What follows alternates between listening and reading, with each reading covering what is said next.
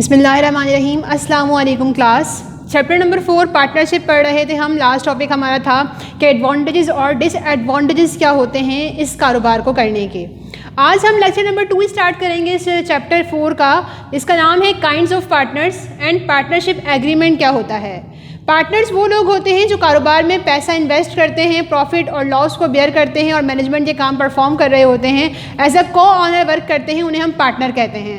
अब पार्टनर की कुछ टाइप्स होती हैं। आपके एग्जाम में शॉर्ट क्वेश्चन आता है डिफाइन काइंड्स ऑफ पार्टनर्स। तो बेसिकली 5 टाइप के पार्टनर्स आपके पास हैं। Active partner, sleeping partner, secret partner, nominal partner और माइनर पार्टनर।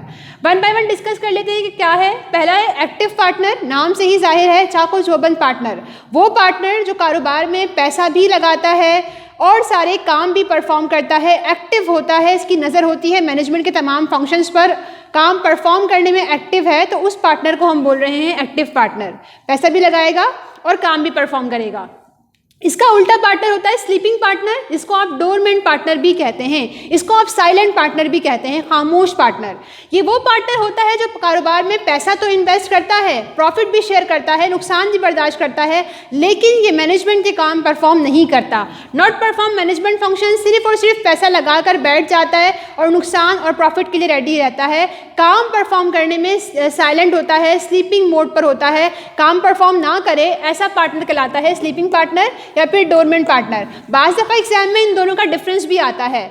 तो वो पार्टनर जो पैसा लगाए, प्रॉफिट शेयर करे, नुकसान बर्दाश्त करे और काम भी परफॉर्म करे, एक्टिव पार्टनर। वो पार्टनर जो पैसा लगाए, काम परफॉर्म ना करे, प्रॉफिट और नुकसान बर्दाश्त कर ले, तो उसको हम बोलते हैं स्लीपिंग पार्टनर। अब आगे चलते हैं। सीक्रेट पार्टनर क्या होता है? राजदार पार्टनर। वो पार्टनर जो कारोबार में पैसा लगाता है और पैसा लगाने के बाद छुपा हुआ होता है पब्लिक से। आम पब्लिक ये नहीं जानती कि कारोबार का ऑनर है और पार्टनर है। आम पब्लिक जो है उसको as a worker, as an employee ही जो है वो ट्रीट कर रहे होते हैं। तमाम वर्कर्स के साथ मिलकर काम कर रहा होता है एज अ एम्प्लॉय। लेकिन होता क्या है, वो पार्टनर होता है, कारोबार में इन्वेस्टमेंट होता है उसका।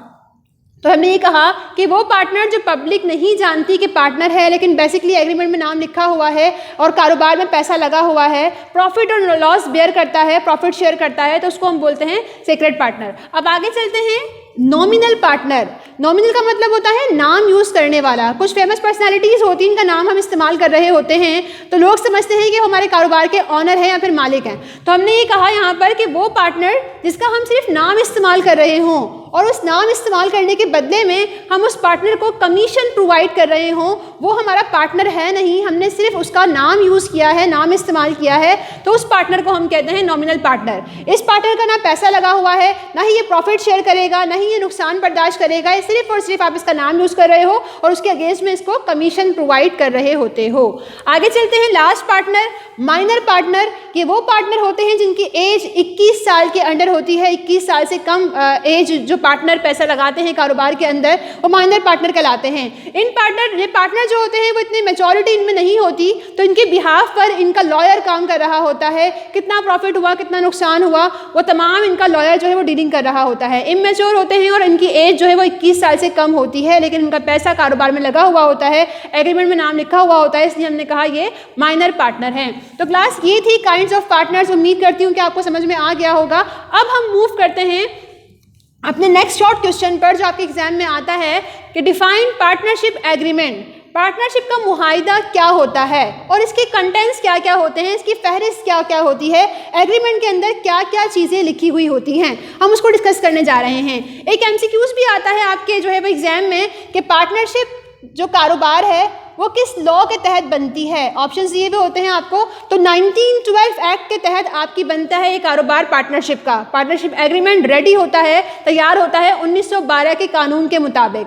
ठीक है जी। तो अब चलते हैं कि एग्रीमेंट होता क्या है। इसे आप कॉन्ट्रैक्ट भी कहते हैं, मुआहिदा भी कहते हैं। इट इज़ रिटन और ओरल। ये आप पर डिपेंड करता है कि आप अगर फ्रेंड्स जो है वो स्टार्ट कर रहे हैं, कोई कारोबार, रिलेटिव्स हैं, फैमिली मेम्बर्स कोई कारोबार एज अ पार्टनरशिप स्टार्ट कर रहे हैं और एक दूसरे पर यकीन रखते हैं, तो आप ज़बानी मुआहिदा भी कर सकते हैं। और अगर आपको दूसरे पर यकीन नहीं है, आप चाहते हैं कि वैलिड प्रूफ आपके पास हो, तो फिर आप रिटन एग्रीमेंट भी कर सकते हैं। तो रिटर्न करें या ओरल करें, मुआहिदा जो है मुआहिदा बुनियाद होता है इस कारोबार की। इसके बाद होता क्या है, म्यूचुअल कॉन्सेंट। इसका मतलब ये होता है कि इसमें तमाम पार्टनर्स की बाहिमी मर्जी शामिल होती है, बाहिमी रजामंदी से लोग ये कारोबार स्टार्ट कर रहे होते हैं एज अ पार्टनर, किसी को ज़बरदस्ती हम फोर्स नहीं कर रहे होते। फिर आगे लिखा हुआ है टू रन अ बिजनेस, कारोबार को चलाने के लिए एज अ को ऑनर, तमाम पार्टनर्स ने अपना इन्वेस्टमेंट किया हुआ है और मालिक है इस कारोबार के, तो को ऑनर कहलाते हैं। फॉर प्रॉफिट, प्रॉफिट अर्निंग के लिए काम हो रहा है। ठीक है जी, आगे चलते हैं। पार्टनरशिप एग्रीमेंट को क्या कहते हैं, आर्टिकल ऑफ पार्टनरशिप भी कहा जाता है। एमसीक्यूज में ये भी आता है कि पार्टनरशिप एग्रीमेंट और क्या कहलाता है, आर्टिकल ऑफ पार्टनरशिप कहलाता है। इसे और क्या कहते हैं, पार्टनरशिप डीड्स भी कहते हैं। एक ही टॉपिक के अलग अलग नाम हैं, partnership agreement, partnership contract, article of partnership या फिर पार्टनरशिप डीड्स। बात एक ही है कि कारोबार के लिए जो मुआहिदा आप कर रहे हो वो पार्टनरशिप एग्रीमेंट कहला रहा है। अब चलते हैं इसकी कंटेंट्स पर कि इसमें क्या क्या लिखे हुए होते हैं, फेरिस क्या है। आपकी बुक में और जो नोट्स आपको प्रोवाइड किए जाएंगे कॉलेज की तरफ से, वहाँ पर एक लिस्ट बनी हुई है। इस सवाल को अटेम्प्ट करने का पैटर्न ये है कि कंटेंट्स में तो बहुत सारे पॉइंट्स लिखे हुए हैं, आप कोई 15 या फिर 12-13 पॉइंट्स भी लिख दें तो वो सवाल के लिहाज से जो है वो काफ़ी होते हैं। मैंने यहाँ पर कुछ पॉइंट्स लिखे हुए हैं। सबसे पहला पॉइंट, इस मुआहिदे में लिखा हुआ होता है फर्म का नाम, कौन सा काम आप कर रहे हैं उसका नाम लिखा हुआ है। प्लेस ऑफ बिजनेस, कारोबार की जगह लिखी हुई होती है मुआहिदे में। नेचर ऑफ बिजनेस, कारोबार किस नौयत का है, गुड्स प्रोवाइड कर रहे हैं, सर्विस प्रोवाइड कर रहे हैं, होलसेलिंग है, रिटेलिंग है, मैन्युफैक्चरिंग है, किस तरह का कारोबार आप कर रहे हैं वो नौयत आप इस एग्रीमेंट में लिखते हैं। Name and address of partners, कितने पार्टनर्स हैं, उनका क्या नाम है, उनका पता क्या है, वो भी इस कंटेंट्स में लिखा हुआ होता है। अमाउंट ऑफ इन्वेस्टमेंट, कितने पार्टनर ने कितना पैसा कारोबार में लगाया, तमाम मालूमात एग्रीमेंट के इस कंटेंट में लिखी हुई होती है। लेंथ ऑफ पार्टनरशिप, पार्टनरशिप की कितनी मियाद है, 2 साल है, 3 साल है, 4 साल है, कितना अरसा चलेगी आपका ये कारोबार, कितना अरसा जो है वो एग्रीमेंट हुआ है, कितने अरसे के लिए, वो भी यहाँ पर डिफाइन होता है। फिर इसमें प्रॉफिट शेयरिंग रेशो भी लिखा हुआ होता है, कितने पार्टनर को कितना प्रॉफिट मिलेगा। Extend of withdraw of partner, partner अगर विड्रॉ करना चाहे, अपना अमाउंट आपकी पार्टनरशिप से निकालना चाहे तो उसका क्या प्रोसीजर होगा। Procedure of